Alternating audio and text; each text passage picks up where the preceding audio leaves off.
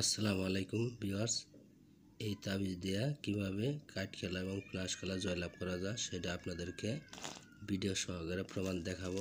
লক্ষ্য রাখেন আমি কিভাবে খেলি, লক্ষ্য রাখবেন। প্রথম ছিলাম 9 ফোঁটা, দেখেন 9 ফোঁটাটা কোন দিকে চলে যায় ভিউয়ার্স। আসলে দাদা তাস খেলাটা ভালো না, খুব খারাপ নেশা, যারা ছাড়তে পারে না শুধু তাদের জন্য ভিডিওটা।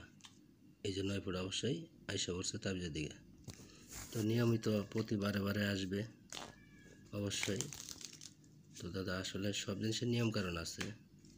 এবার ছিলাম 10 ফোঁটা, লক্ষ্য রাখেন 10 ফোঁটা কোন দিকে চলে যা, এই যে 10 ফোঁটা তাবিজের দিকে এসে পড়ছে।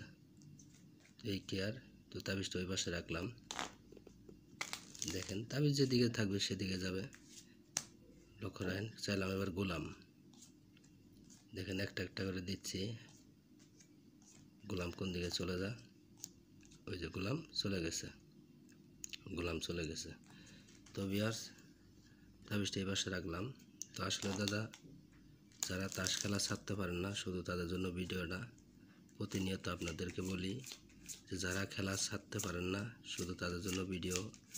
যারা খেলেন না তাদের খেলার দরকার নাই।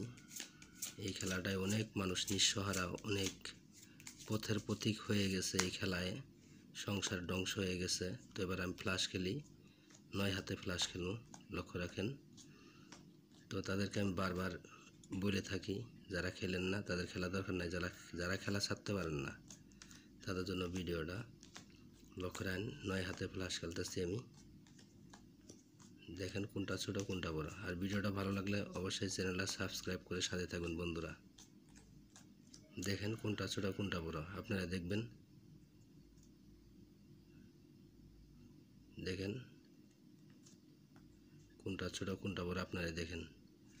তাবিজেরটা বড় হয় নাকি তাবিজের বাইরেরটা বড় হয়, লক্ষ্য রাখেন, আপনারা দেখলে বুঝতে পারবেন।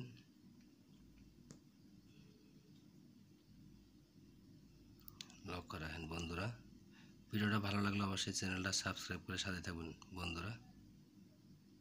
দেখেন, লক্ষ্য রাখেন। এবার তাবিজেরটা দেখেন কি হয়, সাহেবের জোড়া, সাহেবের টেরে। ধন্যবাদ ভিউয়ার্স ভিডিওটা দেখা।